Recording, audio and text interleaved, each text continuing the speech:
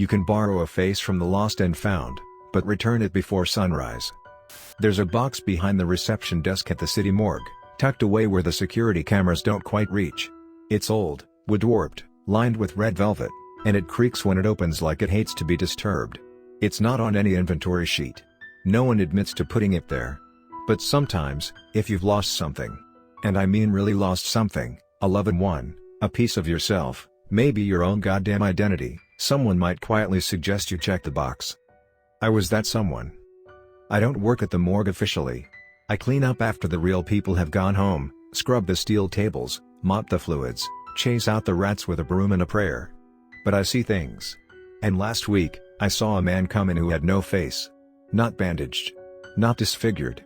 Just smooth, pale skin where his features should have been, like wax melted over bone. No eyes. No nose. No mouth. Just a horrible silence where a scream should have been. He was shaking, pointing at his own head like he was trying to say something, but there was no way for it to come out. The receptionist didn't even blink. She opened the drawer, pulled out a silver key, and handed it to him.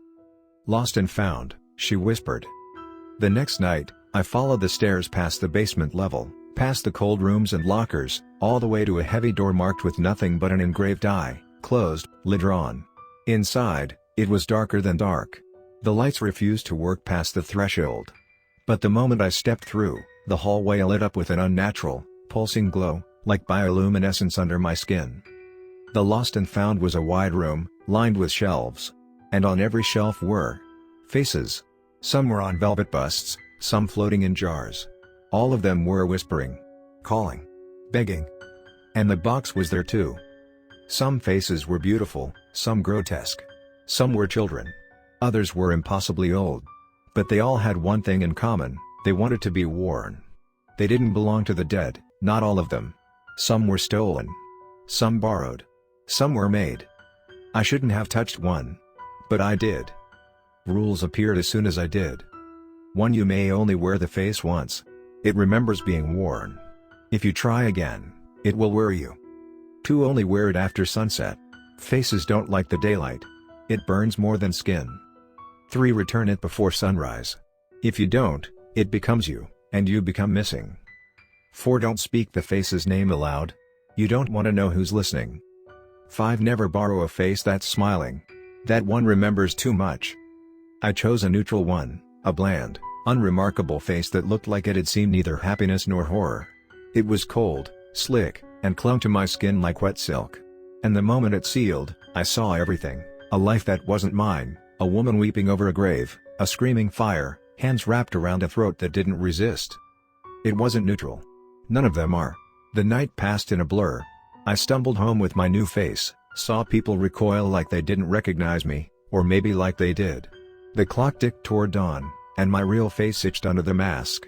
When I tried to remove it, it resisted. Faces don't like being left. I made it just before sunrise.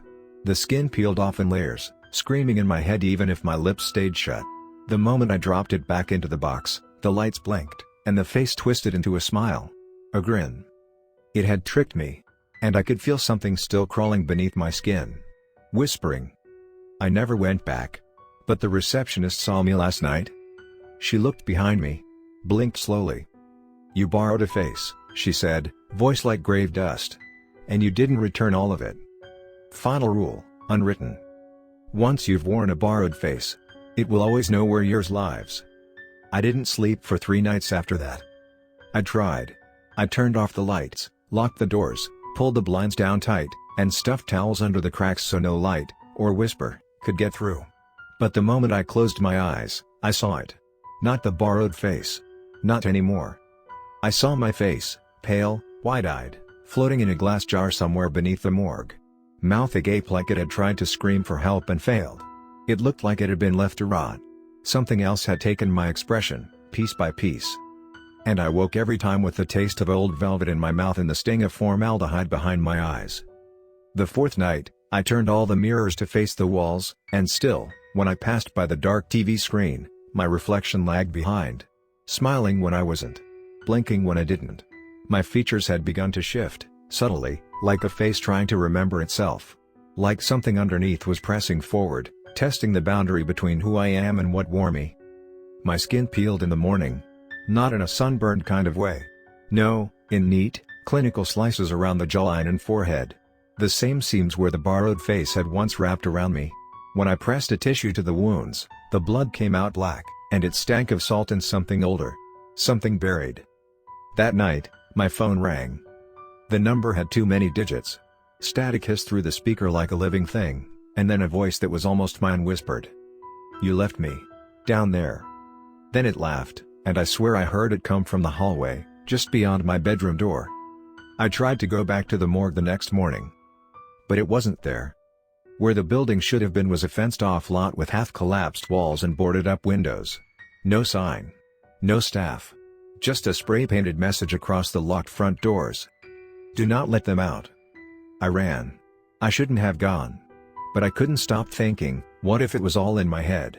What if I imagined it? That's what I told myself, until I got home and found a package waiting on my doorstep. No name.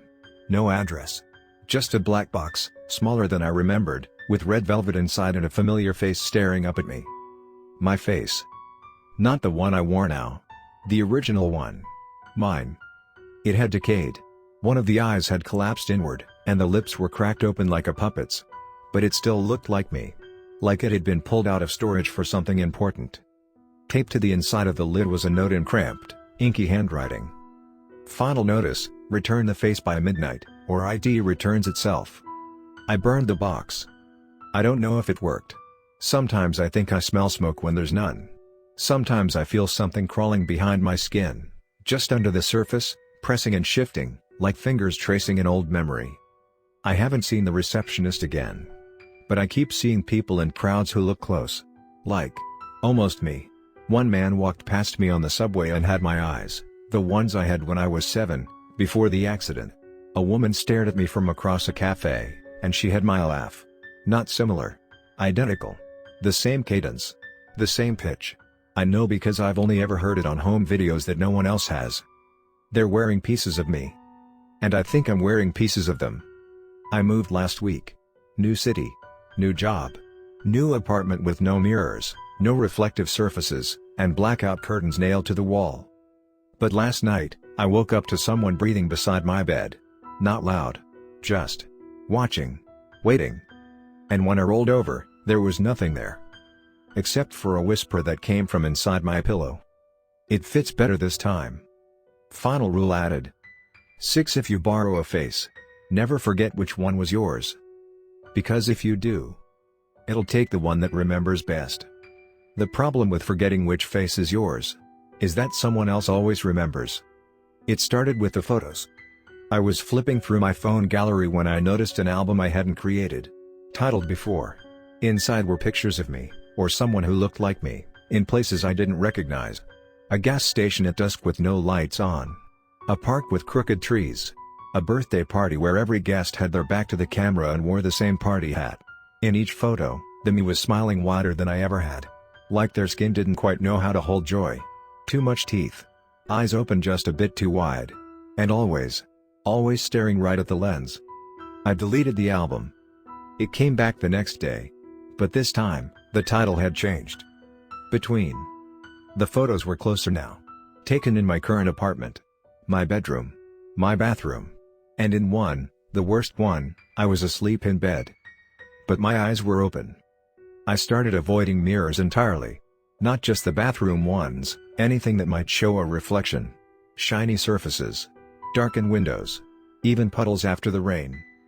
Because I learned something. The face I see? The one I trust? It isn't mine.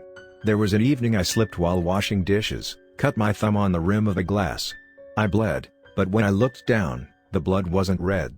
It was gray, like smudged ash. And it moved, thick, sluggish, as if it were deciding whether to stay or crawl back inside.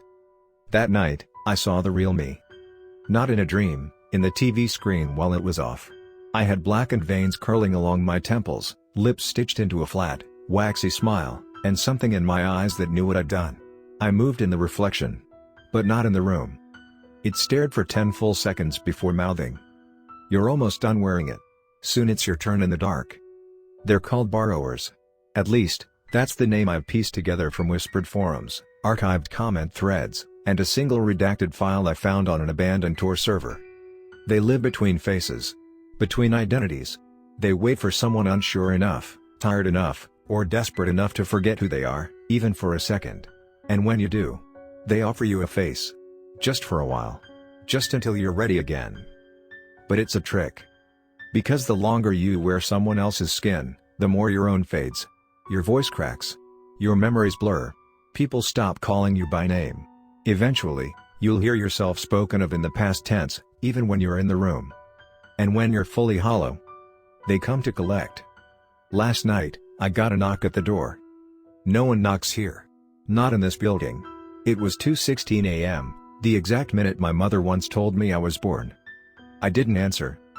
But a slip of paper was pushed under the door, a Polaroid photo. It was me. Or at least, the me I used to be. And written across it, in that same inky scrawl. You've worn it too long. It fits too well now. Return what you borrowed. I don't think I can anymore. Every time I try to speak, the words come out in someone else's voice. Every time I sleep, I wake up somewhere slightly wrong. The drawers are on the wrong side of the room. The calendar shows a date that hasn't happened yet. My neighbors look like mannequins wearing too much makeup. And my reflection is always waiting. I think I'll answer the door tonight. Let them take what's left. Because I've started to forget my own name. And if I wait too long, I might just answer as someone else. Final rules to survive borrowed faces. 1. Never speak your name in the dark. 2. If you see your face where it shouldn't be, look away immediately. 3. Do not accept the offer, no matter how desperate you feel. 4. Burn anything wrapped in red velvet. 5. Don't delete the photos, they are warnings, not memories. 6. Always know your voice. Speak it often. Sing, even if off-key. 7. And if they come to collect, don't invite them in. Because once the face fits perfectly, you'll forget you ever borrowed it.